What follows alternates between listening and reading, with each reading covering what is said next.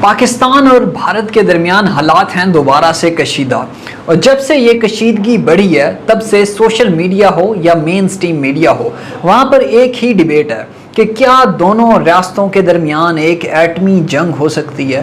اور وہ ڈیبیٹ اس وجہ سے ہے کیونکہ both the states possessed nuclear weapons, یعنی کہ دونوں ریاستوں کے پاس نیوکلیئر بم موجود ہے۔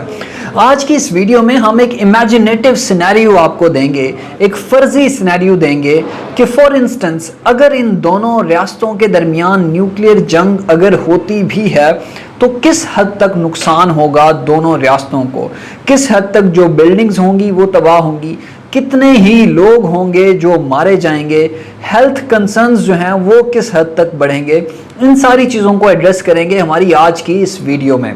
لیکن اس امیجنیٹو سینیریو کو ڈسکس کرنے سے پہلے میں آپ کو بتانا چاہوں گا کہ آج سے پہلے بھی نیوکلیئر بم گرایا گیا تھا کسی کنٹری کے اوپر، اس کنٹری کی 2 سٹیز کے اوپر نیوکلیئر بم گرایا گیا۔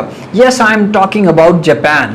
جاپان میں ہیروشیما اور ناگاساکی کے اوپر نیوکلیئر بم گرایا جاتا ہے، وہ 15 کلو ٹن کا نیوکلیئر بم تھا۔ جب امریکہ نے اپنا نیوکلیئر بم بنانا شروع کیا 1943 سے آنورڈز، اور اس ٹائم جنگ عظیم دوم جو تھی وہ فل سوئنگ میں تھی، اور جاپان جو تھا وہ اگینسٹ تھا امریکہ کے۔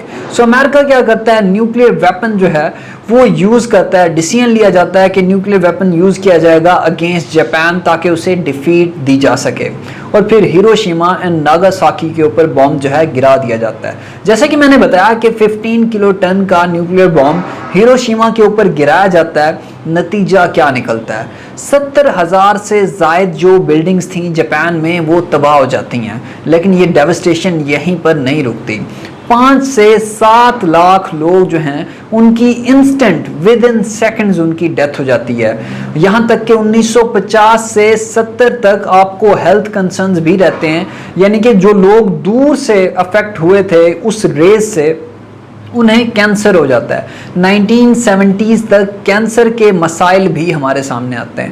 اب ذرا اندازہ لگائیں کہ پاکستان اور بھارت کے درمیان اس طرح کی جنگ ہوتی ہے کہ فار انسٹنس کہ اگر بھارت جو ہے ایک ایٹمی بم گراتا ہے لاہور کے اوپر تو تقریباً 13 کلومیٹر کا جو ریڈیس ہوگا وہاں تک آپ کو ایکسپلوژن، اس کی جو تباہی ہے وہ نظر آئے گی، اور اس 13 کلومیٹر کے ریڈیس میں جو بھی آئے گا وہ تباہ ہو جائے گا۔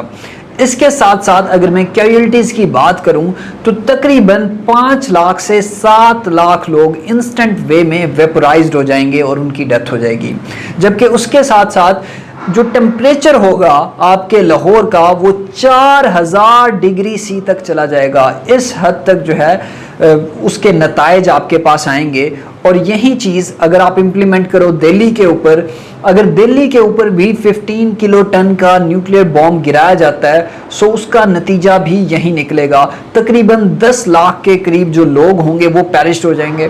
اور جبکہ دوسری طرف اگلے 50 سال تک لاہور اور دہلی جو ہے ان انہیبیٹیبل ہوں گے، یعنی کہ آپ لوگ وہاں پر زندگی کا جو ہے تصور بھی نہیں کر سکتے، اگلے 50 سال تک وہاں پہ لائف پاسبل نہیں ہوگی۔ اور یہ میں بات کر رہا ہوں کیونکہ ہیروشیما میں ہم نے یہ چیز وٹنس کی تھی، بٹ جو تباہی ہے وہ یہاں پر نہیں رکتی، جو ڈیوسٹیشن ہوگی، جو کیمیکلز ہوں گے اس کی وجہ سے آپ کی کروپ بھی افیکٹ ہوگی، اور نیوکلیئر ونٹر بھی آپ کو دیکھنے کو مل سکتا ہے۔ لیکن سوال یہاں پر یہ ہے کہ یہ نیوکلیئر ونٹر کیا ہے؟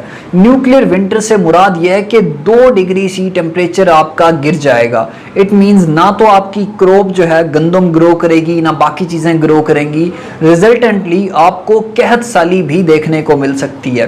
معیشت کی بات کروں تو اکانومی جو ہے انڈیا کی وہ تقریباً 40 to 50% کانٹریکٹ ہو جائے گی، اور پاکستان کو بھی رفلی اس امیجنیٹو سینیریو میں 380 بلین US ڈالر کا لاس ہوگا۔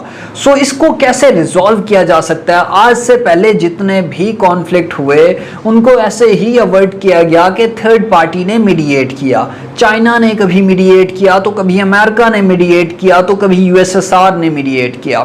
اب بھی ڈپلومیسی کو پریویل کرنا چاہیے، ادروائز اگر ایک نیوکلیئر وار ہوتی ہے تو نہ صرف پاکستان اور بھارت کے لیے وہ سنگین قسم کی وار ثابت ہوگی اور سنگین قسم کے نتائج لائے گی، بلکہ پورے خطے کے اوپر جو اثرات ہوں گے وہ کافی سنگین قسم کے ہوں گے۔ تو یہ تھی ہماری آج کی ویڈیو، آپ سے ملاقات ہوگی اگلی ویڈیو میں۔